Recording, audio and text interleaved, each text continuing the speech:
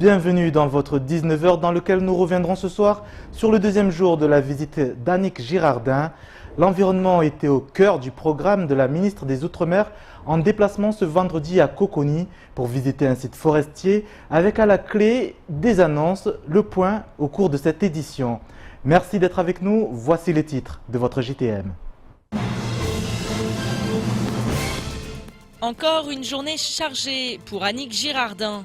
L'eau était au cœur des préoccupations avec la signature de la convention de financement entre le SIAM et l'AFD. Une signature ô combien importante pour le département afin de ne pas revivre l'épisode douloureux de l'année passée. Reportage. Hier soir, une rencontre a été organisée entre les partenaires sociaux du territoire et la ministre des Outre-mer, Annick Girardin. Au sortir de cette réunion, les réactions sont mitigées, d'autant qu'aucune annonce significative n'a été faite, malgré leurs nombreuses attentes. Reportage. La première phase du projet PADZA présenté hier est terminée. Place désormais à la phase 2, avec notamment un objectif précis, tirer profit des champignons mycorhizateurs présents dans le sol mahorais. Reforestation, horticulture, paysagisme, mais aussi agriculture. Ces derniers présentent de nombreux intérêts et pourraient bien faire l'objet d'une nouvelle filière à Mayotte. Explication. Le tour de l'île continue pour Annick Girardin. Deuxième jour de visite pour la ministre des Outre-mer, axée ce vendredi sur l'environnement et la biodiversité. Ce matin, la ministre s'est rendue à la forêt de Coconi avec une annonce à la clé. Le récit dans ce reportage. Une balade en forêt plein de charme et d'intérêt pour Annick Girardin. Au jardin botanique de Coconi, la ministre est venue voir et écouter les doléances. L'occasion pour les acteurs du développement durable d'alerter à nouveau sur la question de l'environnement. On est très inquiet au vu de la croissance démographique qui explose, l'urbanisation importante et cette augmentation des dégradations. À ce que le couvert forestier diminue extrêmement, sachant que ce couvert il permet de disposer d'une ressource en eau de qualité et en quantité. Donc on ne voudrait pas faire face à des gros problèmes de sécheresse dans l'avenir. Pour la ministre des Outre-mer, la forêt doit être au cœur des défis pour Mayotte dans les années à venir. La forêt est bien au cœur de Mayotte, au cœur de ses problématiques et de son avenir également, puisqu'on peut parler d'eau, on peut parler d'une nouvelle filière bois, on peut parler de la protection du lagan à partir d'ici et à partir d'une partie de cette forêt. Et je vois et je sens ici une vraie mobilisation. Une déclaration suivie d'une annonce, la création d'une réserve naturelle nationale dans le département. Elle concernera 3000 hectares dans 6 massifs forestiers. Une annonce vue d'un bon œil. L'annonce par la ministre de la création nouvelle d'une réserve naturelle sur les monts et crêtes du département vient conforter nos espoirs de création d'un vrai statut de protection des milieux forestiers. Donc c'est une très bonne nouvelle, un bon pas vers l'avant. Donc le conseil départemental est bien entendu, je l'imagine, favorable. Alors à voir aussi les conditions d'implantation de cette réserve. Mais dans tous les cas, c'est une bonne évolution vers la préservation des milieux. Une réserve pour permettre notamment de préserver la forêt, mais également de traiter la problématique de l'eau après les derniers épisodes de sécheresse dans le département. La question de l'eau, elle est globale. La question de la forêt, elle l'est aussi. Et nous devons travailler sur ce sujet parce qu'il est central. La crise de l'eau qu'a connue Mayotte, il y a eu effectivement des réponses d'urgence. Et puis maintenant, on construit les réponses de long terme. Des réponses à long terme à apporter au bon développement du 101e département. Des actions également attendues de la part du gouvernement au vu des urgences de l'île au parfum. Oui, je vous le disais, la forêt et l'eau au cœur de cette journée ministérielle. Annick Girardin s'est rendue en fin de matinée au syndicat des eaux. Une visite marquée notamment par la signature d'une convention de financement entre le SIAM et l'Agence française de développement. 2,5 millions d'euros ont été alloués au SIAM pour répondre notamment au plan d'urgence en cours après les derniers épisodes de sécheresse. Bastien Sabouret. L'eau, c'est l'or bleu, déclare ce matin Annick Girardin. La ministre de l'Outre-mer est mise au parfum et c'est en connaissance des problèmes d'eau potable que rencontre l'île qu'elle intervient ce matin. Une réunion où on évoque les mesures d'urgence, une réunion où se signera également une convention entre la SIAM et l'AFD. Le budget alloué, 2,5 millions d'euros. Cette convention de 2,5 millions va permettre au SIAM de recruter de nouvelles ressources humaines, un certain nombre d'ingénieurs qui vont travailler sur les projets de structure. Alors ça vient en complément des investissements FEDER, donc des investissements européens ou des apports de financement État dans le cadre des contrats de développement que nous avons. Donc nous répondons bien sûr en urgence et maintenant sur le long terme. Cet argent servira à recruter 4 ingénieurs pour commencer. Un appel d'offres sera effectué dans les plus brefs délais, nous a assuré la SIAM. Mayotte a encore besoin de nombreuses structures d'assainissement en eau potable, car sans elles, les difficultés liées aux précieux liquides ne pourront être éradiquées. C'est-à-dire qu'il y a 2 étapes. Premièrement, par rapport à la première convention, c'est d'abord pour payer les ingénieurs, c'est-à-dire assurer l'ingénierie. C'est-à-dire il y a certaines compétences que le SIAM n'avait pas. Aujourd'hui, ça permet de répondre à ce besoin déjà. Et puis deuxième, il va y avoir une deuxième convention qu'on va signer avec l'AFD. Maintenant, ça va être un prêt qui va répondre aux besoins des infrastructures. Une seconde convention sera signée avec l'AFD prochainement. Elle sera axée sur l'installation d'infrastructures et d'investissements à long terme. Le SIAM annonce déjà avoir besoin de 90 millions d'euros pour suivre les engagements européens avant 2020. L'eau est source de toute vie. Si c'est par elle que tout commence, c'est par elle que tout doit continuer. Résoudre le problème de l'eau à Mayotte reste un véritable défi pour les années à venir.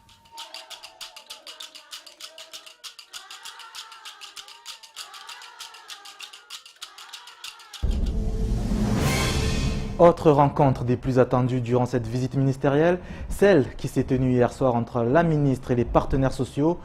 Aucun ordre du jour précis était établi au préalable et chacun a pu prendre la parole pour exprimer ses doléances. Une liste de revendications particulièrement longue et qui a fait état des nombreuses difficultés rencontrées tant dans le secteur public que privé. Et malgré l'intérêt porté par la ministre, ce sont des syndicats qui ressortent mitigés de cette rencontre. Amina Ariti, Leslie Vimenet. Reçus ensemble à la table des discussions, secteur privé et secteur public ont tour à tour fait part de leurs revendications. Concernant les enseignants, cette rencontre fut l'occasion de mettre sur la table des sujets récurrents, parmi lesquels l'indexation des salaires. Si la ministre ne semble pas y être hostile, elle s'interroge tout de même sur les risques que cela suppose. Elle a peur que le taux, si on ouvre le dossier, le gouvernement, le travail aboutisse à une baisse générale du taux d'indexation des salaires dans les différents territoires d'outre-mer. Mais il me semble que c'était les mêmes arguments qu'on nous sortait à l'époque en 2007 ou en 2010 lorsqu'on réclamait l'indexation des salaires à Mayotte. La ministre s'est également montrée rassurante sur les questions de la reprise en compte de l'ancienneté générale de service et les conditions de travail dans les établissements scolaires. La question n'est donc pas fermée, ce qui laisse encore une lueur d'espoir au SNUPP. D'autres, en revanche, ressortiront de cette rencontre avec un goût amer. L'ensemble des organisations patronales en sont sorties déçues. Sur les promesses du candidat Macron faites le 26 mars à l'abattoir, la zone franche, la ministre nous dit que ça va être difficile, en tout cas que ce ne sera pas une zone franche globale mais une ciblée. Donc ça laisse entrevoir le pire. Le milliard d'euros d'investissement outre-mer, elle nous a dit que ce serait sur 5 ans et qu'elle n'avait pas connaissance que la Guyane et Mayotte étaient prioritaires, alors que le candidat Macron l'avait dit. Des attentes fortes qui aujourd'hui laissent place à l'incertitude quant au développement économique de Mayotte. Mais là encore, le tableau n'est pas totalement noir. La seule certitude, c'est les 15 000 euros par embauche, parce que ça c'est une mesure nationale. Et la seule annonce concrète pour Mayotte, c'est 1 400 euros par salarié et par an accordés aux entreprises pour les aider à passer aux 35 heures, ce qui est dérisoire parce que ça couvre un montant de salaire qui serait inférieur au SMIC. Autre sujet évoqué lors de cette rencontre, l'application à Mayotte du Code du travail ou encore la retraite complémentaire. Concernant cette dernière, les discussions doivent se poursuivre puisque la CFE-CGC, accompagnée d'autres organisations syndicales, a obtenu une autre instance demain en fin de matinée. Plus de 2 heures auront été nécessaires pour permettre à l'ensemble des représentants syndicaux de s'exprimer. Et quelle que soit la réponse qui leur a été apportée, tous s'accordent sur un point. Nous devons quand même reconnaître que la ministre, elle, effectivement, elle a été très ouverte au dialogue et à aucun moment, contrairement au précédent ministre des Outre-mer qui était passé à Mayotte, ça a été quand même possible de discuter. La ministre s'est donc montrée une oreille attentive, mais pour les partenaires sociaux, cela reste insuffisant. Tous sont maintenant suspendus à ce qui se décidera prochainement à Paris, à savoir un engagement ferme et effectif du président de la République de faire du 101e département une priorité. Tout autre chose à présent dans votre 19h. Ce samedi, la ville de Chirangui organise son 3e forum des associations. Une trentaine d'associations sont attendues à cette occasion. Au menu, de nombreuses animations pour les petits comme pour les grands. Et pour parler de cet événement, la maire de la commune de Chirangui, place à l'invité de la rédaction. Bonsoir Roukiala Hadji. Bonsoir Sony. Bienvenue dans ce 19h, 3e édition de ce forum des associations. Est-ce qu'on peut parler désormais d'un rendez-vous incontournable ? Absolument, c'est un rendez-vous incontournable, comme vous le savez, puisque d'abord, bonjour aux Mahorais, bonjour à ma population tout d'abord. Effectivement, c'est un rendez-vous qui est devenu incontournable. Les associations sont des outils. C'est un outil, bien sûr, que les collectivités et nos institutions, nous devons nous appuyer fortement. C'est d'abord un outil de lutte contre la délinquance. Comme vous le savez, de plus en plus, la délinquance augmente et nous ne pouvons le faire seuls, nos collectivités. Nous devons nous appuyer avec d'autres outils associatifs et c'est ce que nous faisons. Ce n'est pas seulement une lutte contre la délinquance, mais aussi c'est un outil d'encadrement. Comme vous le savez, les associations encadrent énormément la jeunesse. Mais en même temps, c'est un outil de développement du partage intergénérationnel parce que grâce aux associations, les vieux et les jeunes peuvent se retrouver et partager des moments. C'est aussi un outil du maintien, bien sûr, de la culture, de l'identité, du patrimoine. Ce n'est pas rien, notamment dans une société de transition comme nous le vivons aujourd'hui. Nous perdons toute notre identité, notre culture. Justement, heureusement, à quel point les associations jouent un rôle moteur dans les communes? Alors, je dirais à quel point, un point très fort, parce que là encore, je vais terminer. Le point très fort, comme vous le savez, à travers les le sport, mais les associations jouent un rôle considérable. Très important. Ce rôle-là, je dirais même, c'est un rôle d'excellence. Grâce au sport, nous arrivons à avoir des champions du monde en football, handball, basket, danse et j'en passe. Donc vous voyez que l'association, c'est un outil que nous devons nous appuyer en permanence. Et c'est pour cela que nous avons mis en place ce forum de manière à permettre, bien sûr, aux associations de faire connaître tout ce qu'ils font tout au long de l'année, mais en même temps de pouvoir attirer d'autres adhérents. En même temps, ça permet à la ville d'organiser des fêtes, et c'est toujours une bonne chose de se rencontrer autour de la fête. Donc j'invite à toute la population, mais toute la population mahoraise, et particulièrement la salle de Chirangui, de venir nombreux. Vous pouvez vous restaurer sur place. L'ouverture dès midi, nous sommes prêts à vous accueillir. Et l'ouverture, midi et demi par là, nous allons lancer l'ouverture de ce forum. Nous vous entendons trop nombreux. De nombreuses animations, effectivement, au programme. Une grande fête, comme vous dites, qui tombe au même moment qu'une autre grande fête religieuse. Cette fois-ci, l'Aïd el-Kabir, est-ce que cela ne posera pas de problème? Au contraire, parce que comme vous savez, l'Aïd el-Kabir, c'est la fête. Et d'ailleurs, c'est avec les associations que l'Aïd el-Kabir, nous organisons les Miss Coco, les Miss Jeunes, les Miss de 3 ans. Donc nous organisons le jour de l'Aïd, toujours à travers les assos, des grandes fêtes pour, encore une fois, encadrer, accompagner les jeunes, de ne pas les laisser dans l'oisiveté. À cette occasion, il y aura notamment Maolida, débat. Absolument. Au forum, vous n'allez pas être déçus. Venez nombreux, comme je vous dis. Il y aura même de l'eau à gagner, tombola. Mais surtout, vous aurez du débat. Maolida Chengue, hip-hop, danse traditionnelle, comme l'Mbiwi et j'en passe. Il y aura même des tournois de basket. Il y aura des tournois aussi de football, handball. Vraiment, je ne peux pas tout citer. Sinon, après, vous risquez de me dire, vous parlez trop et qu'il y a d'autres sujets. Mais vraiment, venez nombreux, vous ne serez pas déçus. Et on vous attend fortement. Roukiala Hadji, un mot sur la visite de la ministre. On le sait, le gouvernement met à la diète les collectivités. De nombreux rabais sont prévus notamment sur les contrats aidés. Est-ce que vous l'avez tout d'abord rencontré et lui avez-vous fait part de vos inquiétudes à ce sujet? Sur le sujet des emplois aidés, effectivement, c'est un sujet très inquiétant. Nous avons vu les Réunionnais descendre tous avec leurs écharpes, tous les élus, les élus locaux, je parle des maires, descendre avec les écharpes parce que, encore une fois, les Réunionnais ont compris que c'était vraiment, comme vous disiez tout à l'heure, c'était une diète. Effectivement, les communes sont mises à diète en ramadan, mais pas en ramadan uniquement la journée, mais c'est en ramadan 24 sur 24. Je dis bien ça, pourquoi? Est-ce que l'emploi aidé, c'est un outil. C'est un outil que nous aussi, encore une fois, nos collectivités, on s'appuie pour développer nos actions. Je ne parle pas que du périscolaire, je parle de tout le fonctionnement de nos collectivités. Et je dirais aujourd'hui, ce qui est très important, c'est un message que je lance, on ne peut pas nous comparer avec les autres outre-mer, je parle des Réunionnais, ou nous comparer avec le territoire national. Pourquoi? Pour nous mettre dans le même piédestal, c'est-à-dire aussi bien en nombre de taux, de nous réduire le taux de soutien, mais en même temps aussi bien en nombre. Pourquoi je dis ça? Parce que nous n'avons pas la même DGF. Lorsque Mayotte, les communes perçoivent une DGF de 140 €, à La Réunion, c'est 400 € par habitant. Ici, c'est 140. Au niveau national, c'est plus de 200 € par habitant. Donc, il suffit de voir ça, de dire, attention, nous ne pouvons pas traiter Mayotte de la même manière. Il suffit aussi de voir, lorsqu'on parle des emplois, que nos collectivités emploient trop de personnes. Je prends un petit exemple, Chirongui. Nous employons 9 agents pour 1000 habitants. La moyenne réunionnaise, elle est de 29 agents pour 1000 habitants. La moyenne nationale, elle est de 18 agents par habitant. Donc, vous voyez bien, je parle lorsque Chirongui, un agent fait le travail de presque de 3 agents à comparer avec la Réunion, à comparer au niveau national. Madame le maire, dernière question. Au jour d'aujourd'hui, justement, par rapport à ces emplois précaires dont les jours sont comptés, avez-vous trouvé une alternative? Très difficile, très difficile. Je suis en train de me battre parce qu'encore une fois, je suis la commune et je le dis, je suis fière de m'être battue pour mettre en place, malgré toutes les difficultés que j'ai pu rencontrer, la réforme sur le rythme scolaire et j'y crois encore de cette réforme.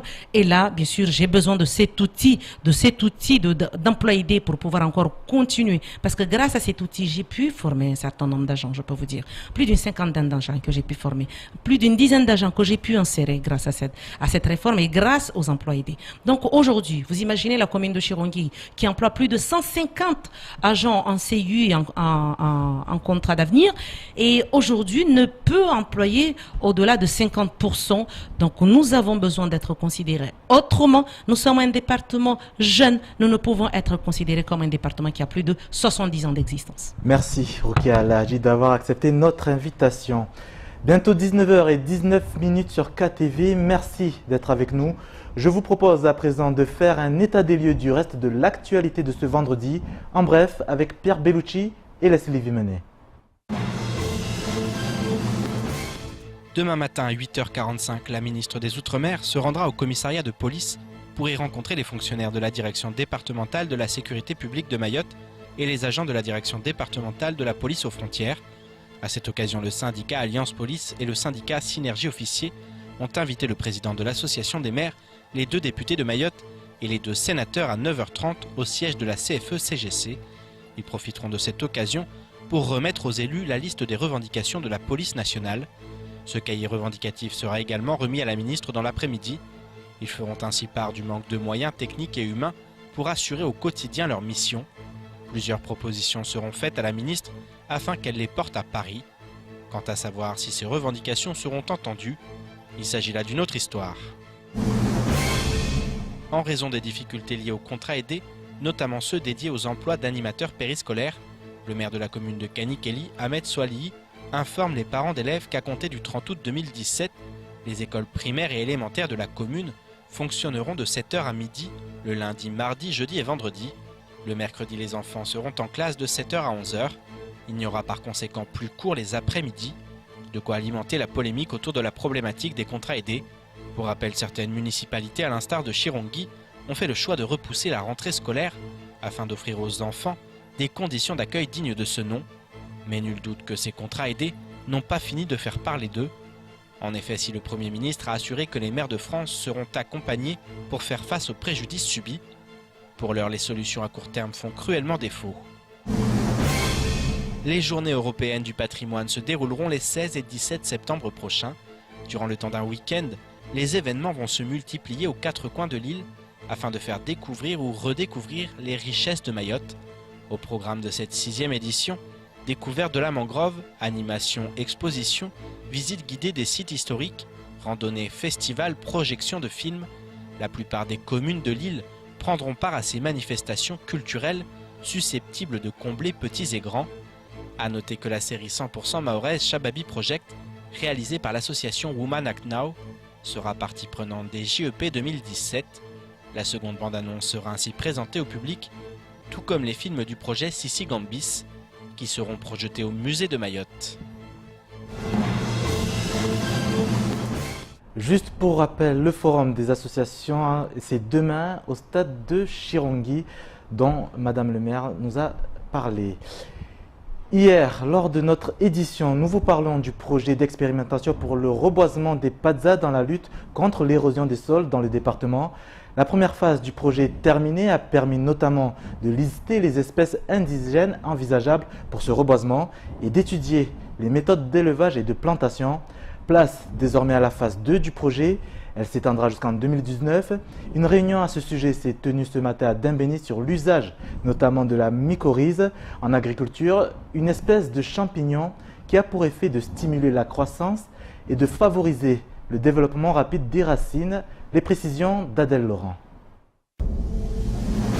Alors, la mycorhize, c'est l'association mutuelle réciproquement profitable entre certains champignons du sol et les racines d'une plante hôte. Donc il y a eu une recherche qui a été conduite pour étudier ces associations depuis 60 ans et on s'est rendu compte que la présence de ces champignons participe au fonctionnement du sol et au bon développement de la plante sur ces sols. Et à Mayotte aussi, des essais sont menés sur les champignons mycorhizogènes dans le cadre du projet de reboisement des Padza. Depuis les années 90, ces terres érodées sont reboisées avec de l'Acacia mangium, une espèce invasive et exotique, mais une des seules assez résistantes pour pousser sur ces terres érodées. Avec la découverte de ces souches mycorhizogènes à Mayotte, la donne a changé. La phase 1 du projet Padza terminée, place désormais à la phase 2. Objectif, tester les espèces susceptibles d'être utilisées et tirer profit de ces champignons mycorhizateurs présents dans le sol pour assurer la survie des plants et augmenter leur croissance. Et c'est la société Inoc, spécialisée dans la mycorhisation, qui mènera à bien ces expérimentations. Nous avons produit un inoculum enrichi à base de poudre de racine qui contient la souche mahoraise. Une partie va être utilisée pour la phase 2 du projet de reforestation des Padza. Et j'en ai prévu une autre partie pour mener d'autres types d'expérimentations qui a des visées plutôt agricoles. Une éventuelle solution pour le reboisement des Padza, mais aussi des débouchés pour l'agriculture locale. Seul hic, les partenaires du projet Padza n'ont pas les compétences pour effectuer ces expérimentations agricoles. C'est pourquoi une réunion a été organisée ce matin en présence notamment de l'Office national des forêts, pilote du programme, et des forces vives du secteur agricole de Mayotte. L'idée aujourd'hui, c'est de présenter à des structures de Mayotte qui ont ces capacités de faire des productions et de faire des suivis, des expérimentations, de mettre au point des expérimentations pour voir si les résultats attendus sont vraiment là. Et donc permettre dans un temps futur de faire un transfert pour les agriculteurs. L'idée c'est vraiment non pas d'être sous perfusion et d'avoir quelque chose qui vient en permanence, qu'on est obligé de racheter en permanence, mais vraiment une production locale et donc une filière locale de développement de ces mycorhizes. Les champignons mycorhizogènes permettraient donc d'avoir pour la première fois une plantation efficace d'espèces locales en milieu difficile, mais aussi d'avoir des débouchés pour l'agriculture locale. L'idée, ce serait de développer une économie qui serait basée autour de la mycorhize à Mayotte, c'est-à-dire pouvoir faire en sorte qu'il y ait des unités de production d'inoculum fongique à Mayotte et de pouvoir les utiliser localement.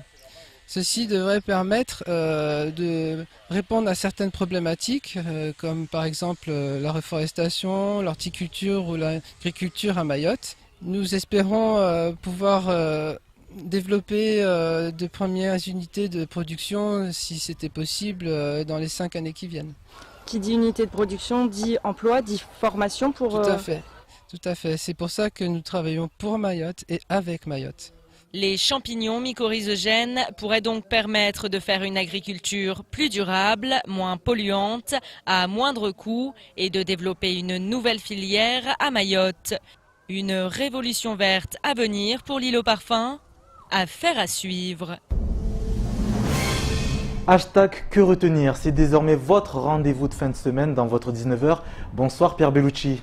Bonsoir Sonny, bonsoir à tous. Que devons-nous retenir de cette semaine chargée de l'actualité? Oui, beaucoup de choses et afin justement de développer ce qu'il faut retenir, je vous propose de regarder 3 morceaux choisis sur des sujets qui ont marqué l'actualité de cette semaine. Ça devrait commencer comme d'habitude dans les 20 dernières années. Et en sachant que l'année dernière et l'année d'avant, c'était des exceptions. Donc on revient vers une sorte de normalité. Et ça, déjà, c'est une bonne nouvelle. Ah oui. Après, pour savoir si les pluies vont tomber le 1er novembre, le 15 novembre ou le 1er décembre, c'est toujours compliqué. Et surtout, les premières pluies, est-ce qu'elles seront efficaces? Est-ce qu'elles seront fortes? Et ça, c'est encore un peu trop loin pour le dire. Parce que s'il pleut un petit peu, mais pas suffisamment pour enclencher et pour que les retenues collinaires, on va parler franchement, en montent, ça, on est incapable de le dire aujourd'hui. Ici, il n'y a rien. Et à chaque fois, quand on vient, on nous fait des promesses. Mais quand les ministres arrivent, ou le président de la République arrive, comme par hasard, les routes sont refaites à neuf. C'est la première fois qu'une ministre vient discuter devant tous les collègues. C'est la première fois. Et merci pour cela et on le dira parce que c'est rare. Les parents relais vont être des facilitateurs, c'est-à-dire que aux abords des arrêts, ils vont être là donc pour encadrer les enfants donc qui sont primo-délinquants, c'est-à-dire qui sont violents à l'encontre d'autrui, à l'encontre des usagers, à l'encontre des conducteurs. L'avantage du parent relais, c'est que par rapport aux médiateurs donc, qui sont déjà sur place, il va pouvoir rentrer en contact avec les parents de cet enfant et donc intervenir rapidement auprès des parents pour qu'ils puissent prendre leurs responsabilités. Pierre, cette semaine, on doit retenir dans l'actualité notamment cette crainte justement d'un nouvel épisode de sécheresse. Mais Bertrand Lavieck, Monsieur Météo France Mayotte, tente de rassurer. Oui, une crainte qui a été en partie levée. Effectivement, on attendait avec impatience ces prévisions météorologiques. Elles sont tombées pour les 3 prochains mois, donc septembre, octobre, novembre 2017. Elles sont plutôt réjouissantes puisque selon les premières estimations, la pluie devrait tomber dans des proportions normales à supérieures à la normale. Donc voilà, on devrait être dans une saison des pluies qui commence progressivement avec la pluie des mangues et ensuite à partir de la mi-novembre avoir une véritable saison des pluies qui s'installe. Rappelons que lors de la précédente saison des pluies, il a plu véritablement dans des proportions normales justement à partir du mois de mars-avril. Donc voilà, là on va commencer une véritable saison des pluies et forcément on fait le lien avec ce qui s'est passé aujourd'hui avec la ministre et le sujet qu'on a vu par rapport à cette problématique de l'eau à Mayotte. Voilà, c'est aussi pour ça que ça a retenu l'actualité parce qu'on voit que la ministre elle vient et on est encore dans cette crise. Personne n'a oublié ce qui s'est passé. Les coupures elles ont marqué la population du Sud, elles ont aussi marqué la population et on a vu qu'il y avait un véritable problème, que c'était une problématique de l'eau qui avait été mal gérée. Alors aujourd'hui il y a une signature de convention qui est actée entre l'AFD et le SIAM, donc ça c'est important. Faire venir des ingénieurs, on voit aussi qu'il y a eu des failles à ce niveau-là, qu'on n'a pas été suffisamment bon sur le terrain pour prévenir et puis aussi pour avoir justement des installations qui fonctionnent bien. Donc voilà, c'était important ces prévisions et ça c'est assez réjouissant. Alors une ministre également en visite à Mayotte et qui n'a pas pris de parapluie cette fois-ci pour aller affronter les syndicats du SNUPP hier. Oui, pas du tout, on l'a vu, il y a eu de vifs échanges avec les grévistes. Elle est allée au-devant d'eux, elle a discuté avec eux, elle a été interpellée parfois avec virulence parce qu'ils ont exprimé ce qu'ils vivent au quotidien et la colère qui les habite. Donc voilà, et c'est vrai qu'il faut retenir ce dernier mot, on en parlait hier, mais Rivo Malala Raconto Dravelo qui explique que c'est la première fois qu'une ministre est dans cette démarche-là, une démarche voilà, où elle va au-devant et elle prend le temps, parce qu'elle a pris plus de 20 minutes pour discuter avec eux. Maintenant, hier, suite à cela, il y a eu cette réunion avec les partenaires sociaux, et là, sur le fond, et c'est aussi là-dessus qu'on l'attendait, hein, on savait que voilà, il y avait la forme, bien entendu, donc sur la forme, il n'y a rien à redire. On peut voir que vraiment, elle est impliquée, elle semble vraiment prendre à bras-le-corps les problèmes. Maintenant, il y a le contenu, qu'est-ce qu'elle apporte. Et effectivement, là, il y a de la déception du côté du MEDEF, de la déception également du côté des syndicats, notamment le SNUPP, le SNES-FSU, puisqu'il y a des promesses, mais ça reste pas suffisamment concret pour eux. Donc on va voir ce qu'il advient là dans les toutes prochaines semaines. Mais la grève elle a débuté et dans l'éducation nationale déjà, et c'est pas parti pour s'arrêter avec cette visite ministérielle. Et puis Pierre, enfin, une initiative qu'on tenait à saluer dans ce 19h, cette collaboration entre les parents de l'association du collège de Mtsamboro et la société Matisse. Tout à fait. Des transports scolaires. Oui, tout à fait. Alors c'est Magicavo, effectivement, collège de Magicavo, effectivement. Et effectivement la société Matisse. Donc c'était important aussi parce que demain il va y avoir une séquence qui va aussi marquer cette visite ministérielle. Ça va être la rencontre avec les forces de l'ordre. On le sait d'ores et déjà, on l'a vu notamment dans les brèves, ils vont remettre des revendications et forcément cette question de la sécurité, elle gravite aussi autour de cette visite ministérielle. Donc de voir que la société civile aussi s'implique, parce que c'est aussi ça, c'est important. Il faudra que tout le monde, sur cette question de l'insécurité, tout le monde joue sa partition, et les parents relais hein, qui vont avoir un rôle important et qui pourraient aussi se propager sur toute l'île. C'était une initiative qu'il fallait, je pense, qu'il faut mettre en avant. On va voir comment ça fonctionne exactement, on va voir si ça fonctionne déjà. En tout cas, ce qu'il y a de sûr, c'est que voilà, de voir que les acteurs, pas uniquement les personnalités politiques, les élus, que tout le monde, voilà, les parents aussi, c'est important, les parents prennent aussi ces problématiques à bras-le-corps et qu'ils aillent sur le terrain et disent on va aussi régler les problèmes, nous. Merci Pierre pour ce retour de la semaine bien chargé en actualité. Fin de ce journal, merci de votre fidélité. Dans un instant, les rediffusions des temps de parole du jour. Jamel Mekaoui et Pierre Bouvet étaient les invités de la matinale. Retour de l'information lundi dès 6h avec la matinale de Kwesi. J'aurai le plaisir de vous retrouver à 19h pour une nouvelle semaine d'actualité. Très bon week-end à tous.